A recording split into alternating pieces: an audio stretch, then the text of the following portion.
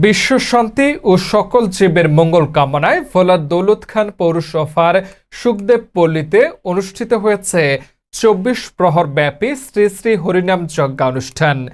ধর্মীয় ভাবগাম্ভীর্য ও ভক্তিময় পরিবেশে আয়োজিত এই অনুষ্ঠানে দৌলত খান পৌরসভা বাজার ব্যবসায়ী কমিটির সভাপতি ও কেন্দ্রীয় মদনমোহন মন্দির এর সভাপতি কালিদাস পাল সহ স্থানীয় ভক্তবৃন্দ ও বিভিন্ন অঞ্চল থেকে আগত সম্প্রদায়ের অংশগ্রহণে সম্পন্ন হয়।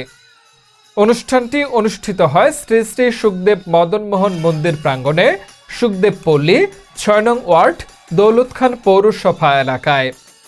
আয়োজকদের তথ্য অনুযায়ী পহেলা আষাঢ় ১৪৩৩ বঙ্গাব্দ অর্থাৎ ১৬ জুন ২০২৬ মঙ্গলবার শুভ অধিবাস ও মঙ্গল ঘট স্থাপনের মাধ্যমে অনুষ্ঠান শুরু হয়।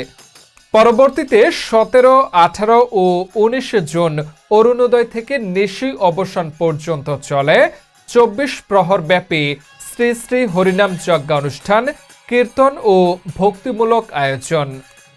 প্রতিদিন মধ্যাহ্নে মহাপ্রভুর ভোগ নিবেদন শেষে মহাপ্রসাদ বিতরণ করা হয়।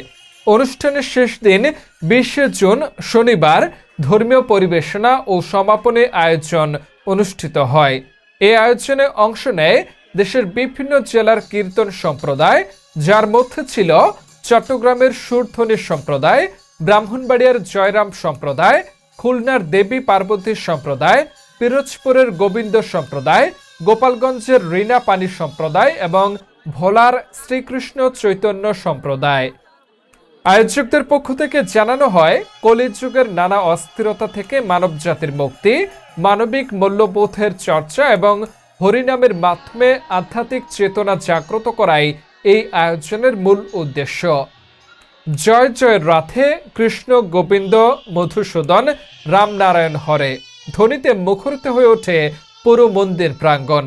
ভক্তদের উপস্থিতি ও অংশগ্রহণে আয়োজনটি হয়ে ওঠে প্রাণবন্ত ও উৎসব মুখর।